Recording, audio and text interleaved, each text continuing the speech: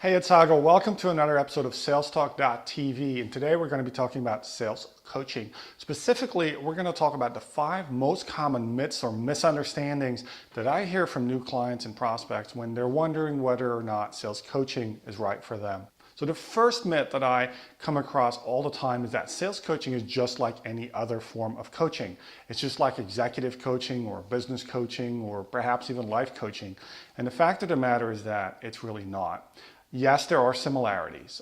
They're all focused on enabling individual growth. They're all focused on improving performance for teams, and they're all focused on, in some way, improving organizational effectiveness. But that's really where the similarities end. Sales coaching is very specific. It's focused on short-term revenue growth, and therefore it is measurable. It's measurable by things like how many more deals did we close? How many more leads did we generate? How many more sales did we make? How much more revenue came in the pipeline as a result of this specific particular coaching program? So that's definitely one big difference between sales coaching and other forms of coaching.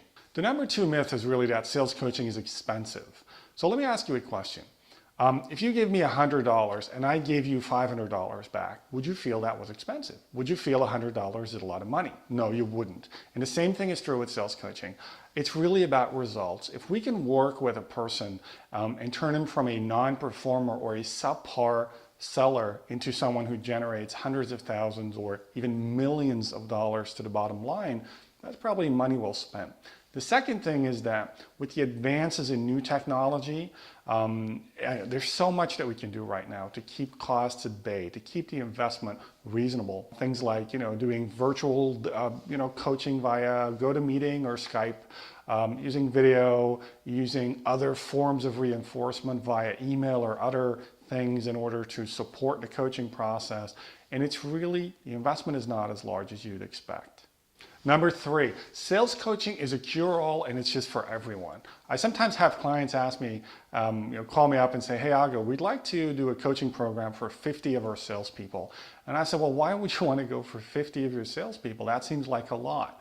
So what I always recommend is to start small. See, sales coaching is a scalpel. It's not a hacksaw. It's really intended for specific types of people with specific types of issues and specific types of situations. And so what I recommend that my clients do is do a small pilot first. Maybe we'll do an assessment first, just to understand, what the unique challenges of an individual or a group of people are. Then we'll do a small test pilot. We'll measure results on that pilot, and then we'll make a decision on whether or not to roll it out into the organization. So, great way of telling whether or not people are right for coaching.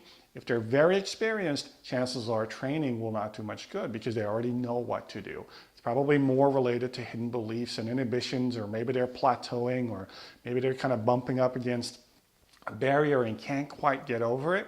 That's when sales coaching is ideal. Myth number 4, sales coaching is all about asking great questions and listening. Yes, it's true. A sales coach, just like any other coach, has to have the ability to listen, to ask intelligent, insightful questions, to get the individual to reach their own conclusions and therefore grow. But there's a distinct difference. As I mentioned before, sales coaching is really about driving short-term revenue growth, really moving the needle in terms of results. So if based on my experience and my track record and the results that I've gotten in the past and the research that we do, I see a better way of doing things, I have a moral obligation to speak up. And the 5th and final myth is that sometimes sales managers think that sales coaching is equivalent or synonymous with deal coaching. It's really about helping individuals win deals. And yes, that's part of it. That's part of the operational nature of sales coaching, but there's more to it than that. Sales coaching is also about understanding and helping set goals and objectives and then developing an action plan to get there.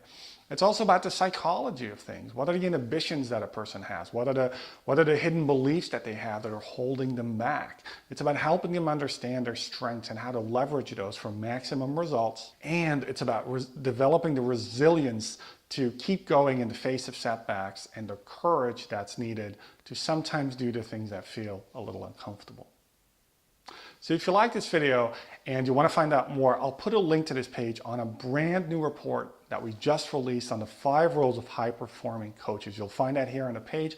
As always, if you like practical, tangible, easy to implement, easy to use sales tips, tools, techniques, strategies, that you can use tomorrow to generate more business. Sign up for my YouTube channel. This was Ago. Hope to see you on the next one.